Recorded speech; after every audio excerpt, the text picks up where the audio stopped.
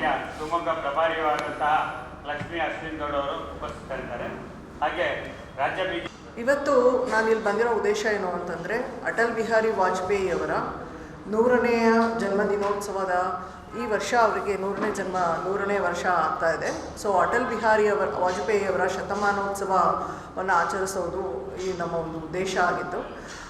ರಾಷ್ಟ್ರದಿಂದ ಒಂದು ಕರೆ ಕೊಟ್ಟಿದ್ದಾರೆ. ಏನಂತಂದರೆ ಅಟಲ್ ಬಿಹಾರಿ ವಾಜಪೇಯಿ ಅವರು 100ನೇ ವರ್ಷದ ಜನ್ಮದಿನೋತ್ಸವವನ್ನು ಜನಮನಗಳಲ್ಲಿ ನಿಲ್ಲುವ ಹಾಗೆ, ಜನಮಾನಸದಲ್ಲಿ ನಿಲ್ಲುವ ಹಾಗೆ, ಮತ್ತು ಸಹೃದಯರಲ್ಲಿ ಭಾರತೀಯರಲ್ಲಿಯೂ ಗೊತ್ತಾಗುವ ಹಾಗೆ ನಾವು ಸಂಘಟನಾತ್ಮಕವಾಗಿ ಮಾಡಬೇಕು ಅನ್ನೋದು BJPಯ ರಾಷ್ಟ್ರೀಯ ಸಂಘಟನೆಯ ಒಂದು ಹೆಬ್ಬಯಕೆ ಆಗಿತ್ತು. ಸೊ ಅವರು ಆ ಒಂದು ತನ್ಮೂಲಕ ಅವರು ಕೆಲವೊಂದು ವಿಚಾರಗಳನ್ನ ನಮಗೆ ಹೇಳ್ತಾ ಬರ್ತಾ ಇದ್ದಾರೆ. ಜನವರಿ 14ರಿಂದ ಮಾರ್ಚ್ 14ರ ತನಕ ಏನೇನು ಆಗಬೇಕು ಅಂತ.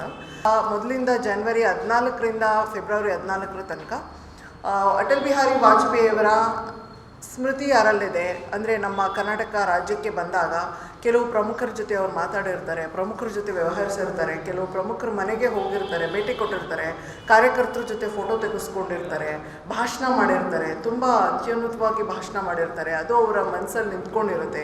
ಸೊ ಇವುಗಳನ್ನೆಲ್ಲ ಅವರು ಮತ್ತೊಮ್ಮೆ ಸ್ಮರಣೆಯನ್ನು ಮಾಡ್ಕೊಳ್ಳೋದ್ರ ಮುಖಾಂತರ ಅವರ 100ನೇ ವರ್ಷದ ಹುಟ್ಟುಹಬ್ಬಕ್ಕೆ ನಾವು ಒಂದು ಕೊಡುಗೆಯನ್ನಾಗಿ ಕೊಡಬಹುದು ಅನ್ನುವಂತಹ ಒಂದು ವಿಚಾರ ಇಲ್ಲಿದೆ.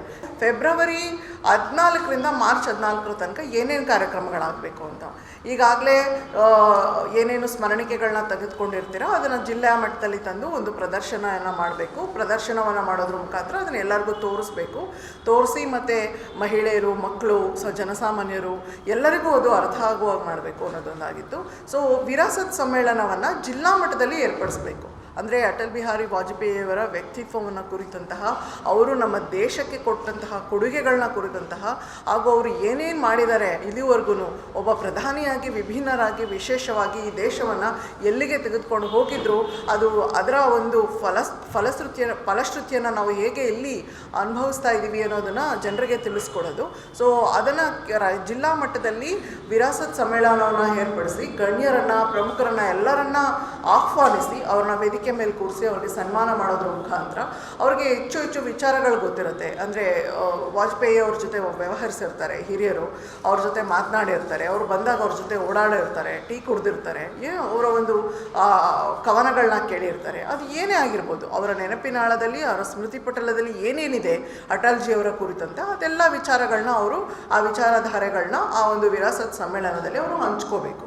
ಎರಡನೇದಾಗಿ ಹೆಚ್ಚು ಗಣ್ಯರನ್ನು ಆಹ್ವಾನಿಸಬೇಕು. ಅವರು ಕೃತಿಗಳನ್ನ ಬರೆದಿರ್ತಾರೆ ಅಟಲ್ಜಿಯವ್ರ ಬಗ್ಗೆ, ಅವರ ವ್ಯಕ್ತಿತ್ವದ ಬಗ್ಗೆ, ಅವರ ಸಾಧನೆ ಬಗ್ಗೆ, ಅವರ ಕೊಡುಗೆಗಳ ಬಗ್ಗೆ ಕೃತಿಗಳನ್ನ ಬರೆದಿರ್ತಾರೆ, ಲೇಖಕರು ಇರ್ತಾರೆ. ಅಂತಹ ಲೇಖಕರನ್ನು ಸನ್ಮಾನ ಮಾಡೋದ್ರ ಮುಖಾಂತರ ಇದು ನೇರವಾಗಿ, ಪ್ರತ್ಯಕ್ಷವಾಗಿ, ಪರೋಕ್ಷವಾಗಿ ಮತ್ತೊಮ್ಮೆ ಅಟಲ್ಜಿಯವರ ಆತ್ಮಕ್ಕೆ ಮತ್ತೊಮ್ಮೆ ಸನ್ಮಾನ ಮಾಡಿದಂತಾಗತ್ತೆ ಅವರ ಶತಮಾನೋತ್ಸವದ ದಿನದಂದು ಅಂತ ನಾವು, ಶತಮಾನೋತ್ಸವದ ದಿನದಂದು ಅಂತ ನಾವು ಹೇಳ್ಕೋಬೋದು.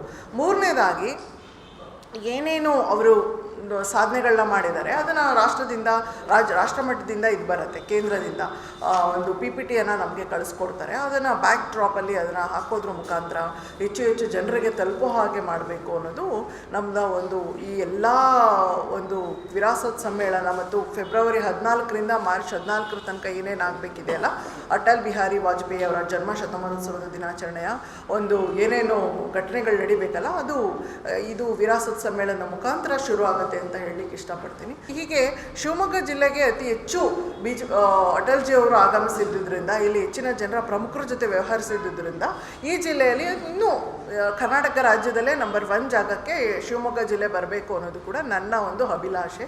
ಮತ್ತು ರಾಜ್ಯ ಘಟಕವೂ ಕೂಡ ಅದನ್ನು ನನಗೆ ಹೇಳಿದೆ. ಸೊ ಈ ಒಂದು ಕೆಲಸ ಇಡೀ ವರ್ಷ ಮುಂದುವರಿಲಿ. ಹೀಗೆ ನಾವು ಅವರು ಕೊಟ್ಟಂತಹ ಕೇಂದ್ರದಿಂದ ಬಂದಂತಹ ಸೂಚನೆಗಳನ್ನ ನಾವಿಲ್ಲಿ ಚಾಚು ತಪ್ಪದೆ ಪಾಲಿಸೋದ್ರ ಮುಖಾಂತರ ಜಿಲ್ಲಾ ಮಟ್ಟದಲ್ಲಿಯೂ ಕೂಡ ಅಟಲ್ಜಿಯವರ ಒಂದು ಜನ್ಮ ಶತಮಾನೋತ್ಸವವನ್ನು ತುಂಬ ಅರ್ಥಗರ್ಭಿತವಾಗಿ ಆಚರಿಸೋಣ ಅಂತ ಹೇಳ್ತಾ ನಾನು 2 ಮಾತುಗಳನ್ನ ಮುಗಿಸ್ತಾ ಇದ್ದೇನೆ.